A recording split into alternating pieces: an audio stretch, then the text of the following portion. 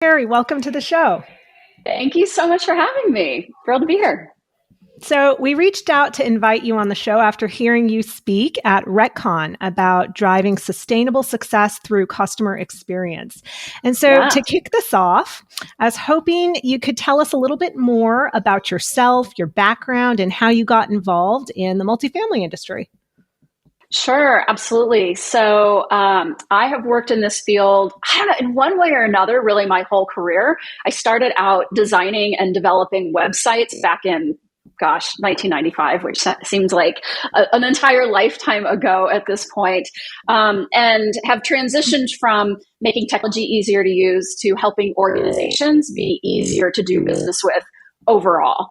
And so I've written a book actually sitting here behind me. If you're watching this on video, Outside In, the Power of Putting Customers at the Center of Your Business. And this is actually about a decade old, but the thing that's great about it is that all of the advice in it is still relevant today. It really doesn't touch on technology too much. Technology, of course, changes all the time. But this is about how organizations work, and organizations, as we know, move very, very slowly. So the advice in it is really just as relevant as it was way back when.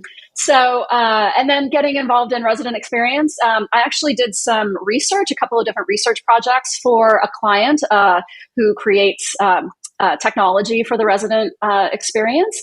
And so I've just continued to get more involved in that. And I find it a really interesting space. And I work in all kinds of different industries, from healthcare to financial services, and you name it. And everyone's got a different name for their customer.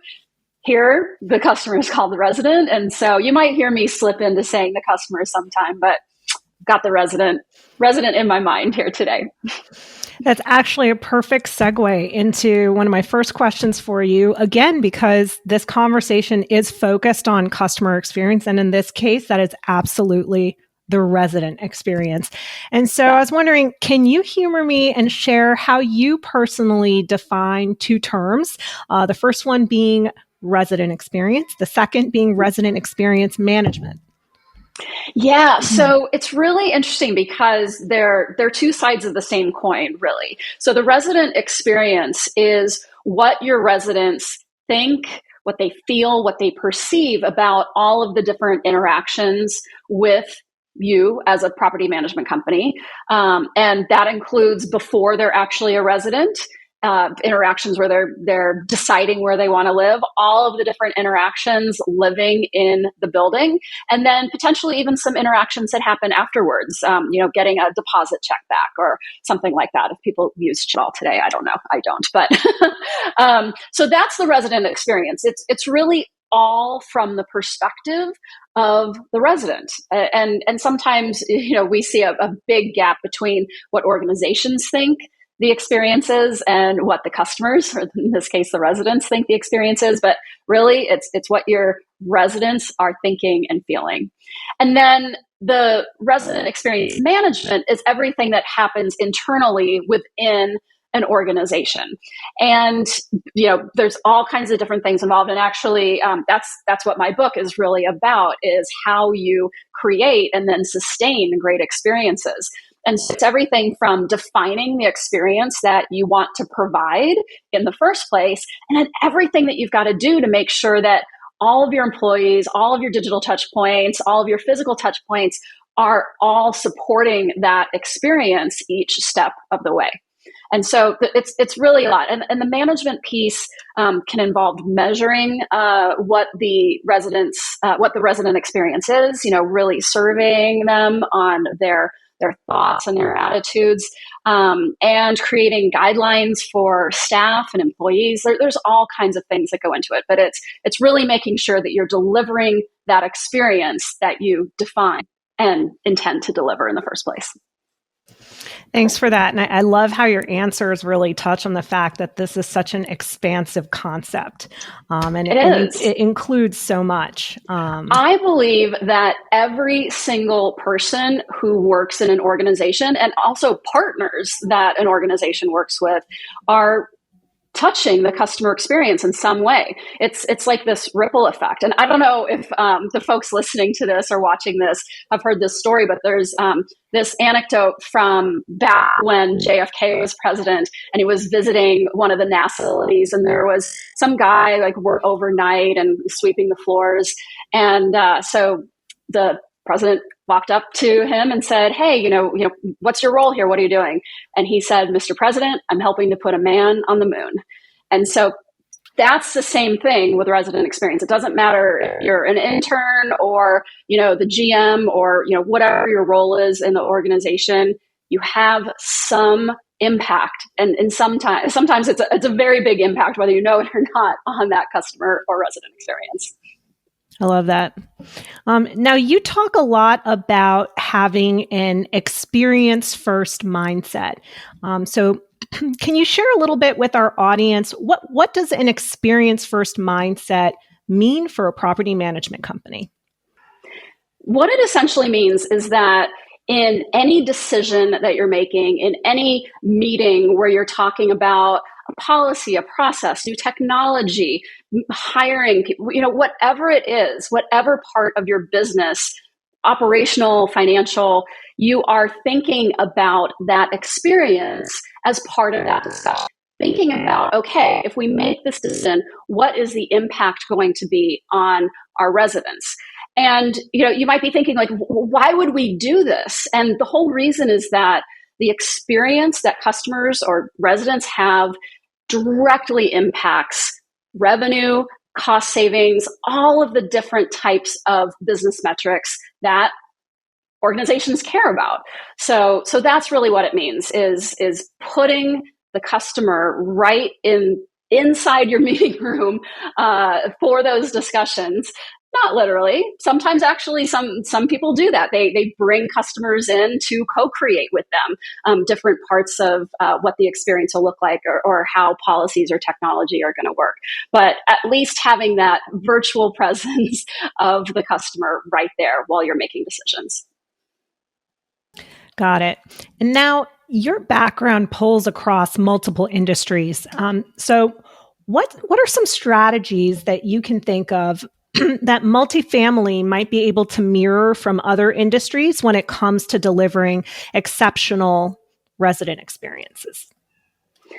I would say the number one strategy is around the concept of the resident journey.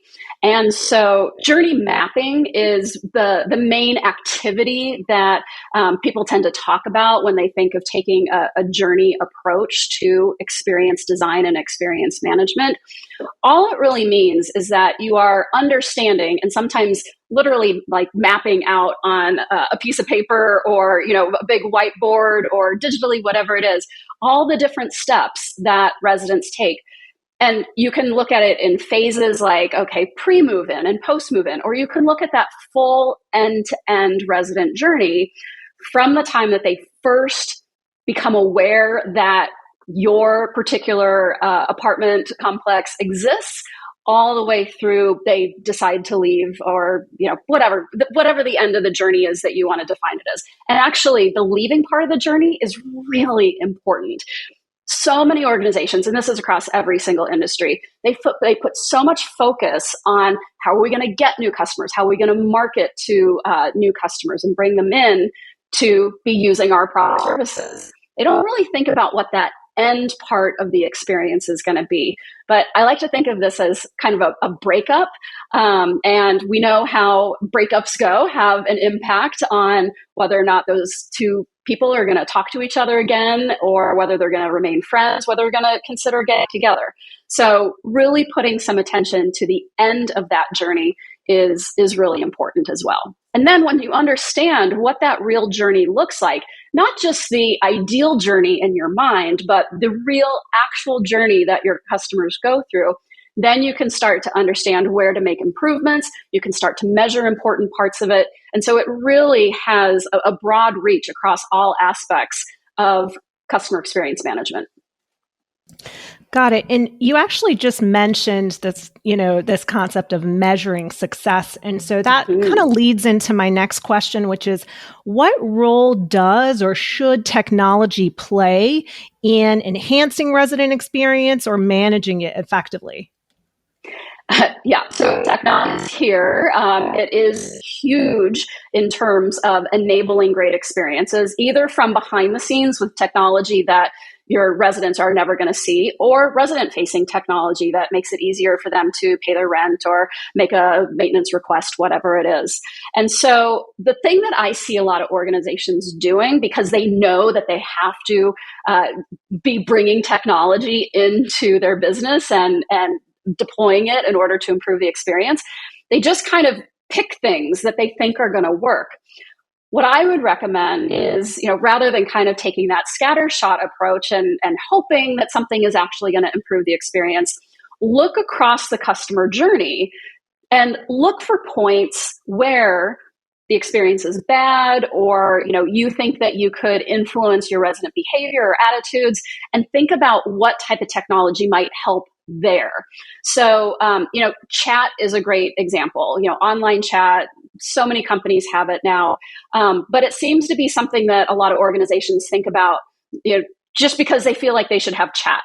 Well, okay, that's, a lot of organizations probably do need chat, but really think about why you need it. At what points in the journey are your residents going to want to reach out to you? And are they going to want to reach out through chat at that point or through some other channel?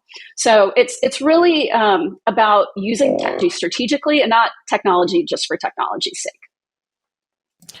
Awesome. And, obviously one of the benefits of having technology is the ability to measure and make better decisions.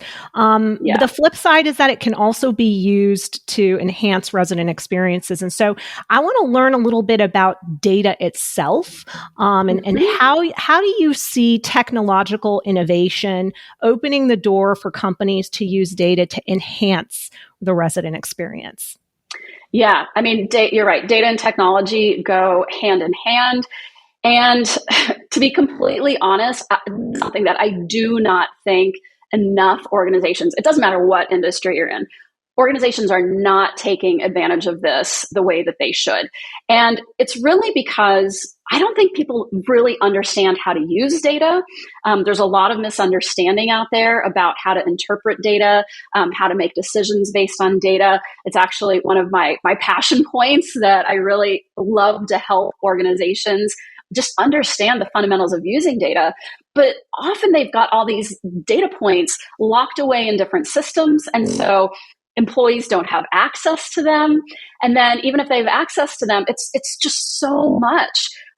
Someone said, and a lot of people have probably said this, we're swimming in data. Well, we're drowning in data. We are actually at a point where we have too much data and just not enough insights coming out of it. So this is going to be something that I think we're going to see over the next 5 years, 10 years, certainly, that more and more organizations and technology platforms will be coming out to really help organizations harness their data and really bring insights out of that. I think AI is going to be huge in helping us really make sense of our data. So Kerry, can you just expand on that just a little bit more? What about when it comes to personalizing experiences with residents? How does data come into play there? That is the holy grail, because customers everywhere, I'll just say people everywhere, it doesn't matter if you're a customer of some organization, our expectations are getting set and reset every single day by companies like Amazon, Instagram, owned by Meta, who also does Facebook, of course. But they are creating segments of one. I like something on Instagram, and when I scroll up, the very next thing is based on what I just clicked on. And so, people are getting used to these incredibly personalized experiences. We've gone from a website saying, "Hi, Kerry," to, it just delivering me exactly what I want. And so, of course, that's only possible data. And it really underscores the importance of learning where your data is in the organization, sharing it with people across the organization and really finding out how you can make the best use of it. Thanks for that. And we do live in such a digital first world. And so I want to talk a little bit more about, omnichannel experiences. Can you maybe briefly describe what omnichannel experiences might look like within the property management space, maybe with some examples, and how they play a role in creating a positive resident experience? Yeah, so omnichannel just really refers to going from a digital touch point, like a website, to maybe another digital touch point, chat, or a mobile app, but also going to a phone interaction, going to an in-person interaction. So you can think of this in the sales and marketing journey, where a new resident is learning about your offerings and the living experience that you offer. And so they might see an ad, maybe it's a billboard, maybe it's something in a magazine, maybe they've talked to a friend, whatever it is, maybe it's online. And then maybe they go to Google, do a search, they go to a website, they learn about it, they schedule an appointment, and then they go and see someone in person and take a tour of the actual physical spaces. So that's all great. And, certainly we've had the capability to do that for many, many years, as long as the web has been around and we've had phones and, physical location. But what's really important is bringing the data into that so that you can make all of those experiences seamless. It doesn't work so well if someone schedules an interview it doesn't work so well if someone schedules an appointment to come tour the facilities, and then they get there and the person meeting them has no idea who they are, or isn't expecting them. Same thing. I mean, with maintenance requests, it doesn't matter. Customers want to be known. People want to be known. And so it's really about creating all of those seamless interactions where you make your resident feel valued and feel that you really appreciate them as a person, and not just, tenant number, in, this unit. No one wants to feel like that. They want to feel like, yeah, I'm a part of this community. The people who work here really care about me and they know me. And so that's really what the omnichannel experience is. And certainly given and just the amount of experience that happens in the physical space with this particular industry, it's really important that be married into all of the digital and other channels. So, got it. And so for those property management companies that might be out there and they're in the early stages of thinking through what does a strategy look like to develop that, those types of experiences, what are some practical steps that they can take to start driving meaningful and long-term results? Well, just like I was talking about with technology, it's about doing things with intention. So you are providing an experience to your residents already. And so the question is that an intentional experience that you have defined ahead of time and then taken actions to ensure that it's going to plan, or are you just kind of letting things happen? And so when I think of strategy, it's really about that intentionality, to make sure that let me start that over. So when I think about strategy, I really think about that intentionality of making sure that you have defined the experience. And let's face it, there are tons of different types of living experiences. Which one do you want to provide? Which one is best for your target market, for what your price is? The experience has to fold into all of these other different parts of your strategy. And so oh my gosh, this is such a complicated answer. Okay, so I'll just pick it up from there. So the experience has to fold into every other part of your business strategy. And the way you can make sure that you are really going down a path with your experience strategy that is going to serve both your current residents and your potential residents, but also your business, it really has to start with a solid understanding of who your residents and potential residents are and what they want, what they value. And so for me, really the underpinning of any experience strategy is going to be the voice of the customer and really, really digging into what they want and what's going to make them happy and what's going to make them loyal and want to stay. Got it. And I've touched on this next topic with a couple of guests of mine, but I'm curious, how important is staff training and enablement to delivering these kinds of experiences? Can you share maybe one or two best practices that you've identified in this area that might be helpful? Yeah, absolutely. And really it dovetails from what I was just talking about. Just as you've got the voice of the customer, you've got to make sure that you are listening to the voice of your employees as well. Your employees are, first of all, going to be the people who can give you the best firsthand knowledge of your customers because they are interacting with them every single day. So they're just a great source of information for you. But also the voice of the employee refers to making sure that you understand what's going on with them. They're the ones who you have trusted to make your residents happy and, make sure that they want to keep renewing their leases. And so making sure that your employees and your staff are happy is also important. So just as you work on the resident experience, working on the employee experience, it's got to be right up there in terms of importance. And some people argue you got to focus on the employee experience first, and then the resident experience will follow. To me, they're just all part of the same thing. Great. And, I wish I had thought of this earlier when we were talking about technology and access to data, but I'm curious, how can property management companies now measure and track the success of these kinds of initiatives? Are there maybe one or two metrics that you think they should focus on? Yeah, certainly Net Promoter Score, NPS, is one of those. So Net Promoter Score, if you're not familiar with it, it is that recommendation question. How likely are you to recommend?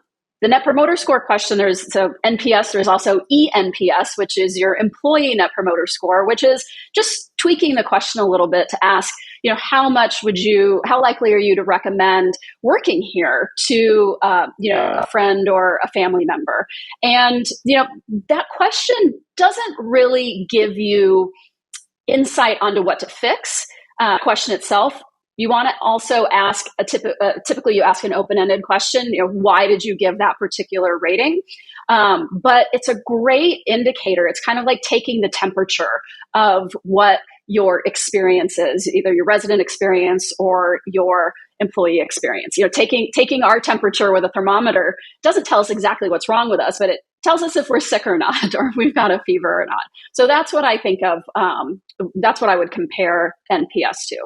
And then for specific tasks that your residents really aren't going to want to do, like paying their rent or putting in a maintenance request, another metric that I really recommend is the perceived level of effort that they have to put in. So for some tasks, this just is irrelevant. If it's, going to a social event, asking people about the level of effort to do that probably doesn't make sense. But when it's things that, I gotta go do this, asking for that perceived level of effort. Was this easier? Was this harder than you expected it to be? Or, what was your level of effort on some numerical scale? There's a lot of different ways to ask that question. But it's a good one because it makes you understand whether you're making things easy for your customers and really what you're putting them through. But with all of these metrics, I would always recommend some open-ended question to really get detail about why they're giving you a particular score. I love that level of effort one. I've definitely heard of, NPS and eNPS and some of those others, but I hadn't considered, the level of effort one, and that's huge. So yeah, and on websites, it's a great a great metric for that because, things that could be super easy, they're just not as easy. When it comes websites or, mobile app or whatever it is, we're getting there. We're getting to the point where things are pretty streamlined and easy, but still, there's a lot of room for improvement out there. Great. And so what are some potential challenges or barriers that you think property management companies might face when choosing to implement a new resident experience strategy? And maybe how can they overcome them? Well, we've already talked about one of them, which is ignoring the staff experience. Whenever you are implementing some type of change, you've got to make sure that your staff are on board. So, they can make things pretty difficult for you if they don't have buy-in, if they don't feel like they're involved, if they feel like being overlooked. So absolutely, that's a big one. What I see with a lot of organizations who start down the experience path is that they get really impatient. And this makes sense. I mean, we are living in a world where, I can order just about anything I want and have it delivered tomorrow and maybe even this afternoon. And so we are very impatient. The stock market makes us very impatient. Everything is just faster, faster, faster, faster. And so a lot of organizations, they get excited about the experience strategy, about, the potential of it. And then they don't see results like next week. And they tend to lose steam at that point and stop putting an effort into it. And then it just becomes, the excitement of the day, the excitement du jour. This was a project. Customer experience, resident experience, it is not a project. It is the way that you do everything from this point forward. And so my advice for getting over that hurdle is just you've got to take a long view on why you decided to focus on the resident experience in the first place, and then just keep on going. And you will see the results of it. But, our attitudes and perceptions don't change overnight, especially if you've had bad experiences working with a particular company or organization. So it takes some time to get people to understand what's happening, understand that this isn't just a one-off thing. So definitely give it some time and take a long-term approach. Thanks, Kerry. And as we start wrapping up this conversation already, I know it went by so quickly. Yeah. Any final words of wisdoms or takeaways for our listeners that underscore the ROI on delivering an excellent resident experience? Yeah, you've just got to get out there and talk with your customers. Again, they are going to give you the information that you need to get on the right path. It doesn't matter if you provide, I don't know, let's say ice cream every afternoon. I'm just making something up. You might think that's a great experience because you love ice cream, but if the people in your buildings don't care about that, then you've just wasted a lot of money, which of course gets to the ROI. So ice cream may not be that much of an investment, but when you start thinking about technology, really any large investment, staff, major policy changes, the way that you're really doing business every day, you've got to make sure that you're basing that on what your customers, your residents really want in order to see that ROI. So get out there and talk with your customers. And I know we've talked about surveys a couple times in this meeting today, in our podcast. Let me start over with that. And I know we've talked about surveys several times already. And they're great. They will help you measure. They'll help you get that voice of the customer. But just go on site and actually talk to your customers face to face. There is nothing in the world like hearing your customers, your residents actually say the words directly to you. So that's what I'd recommend. Go out there, talk to your residents face to face. Awesome. Well, Kerry, thank you so much for coming on and joining me today. It was great to have this conversation. I hope to have my pleasure. My absolute pleasure. I really believe in this. I'm so happy that this is what I do every single day. And I wish everyone just great success with their resident experiences. Don't miss an episode. Subscribe now to the Resident Experience Podcast on your favorite platforms like Apple, Spotify, and Stitcher. You can always access episodes, including guest details and transcripts, on Ziggo's website, goziggo.com. To connect with us directly, make sure you follow at @go_Ziggo on Facebook, LinkedIn, Twitter, and Instagram. Until next time, open the door to giving residents more.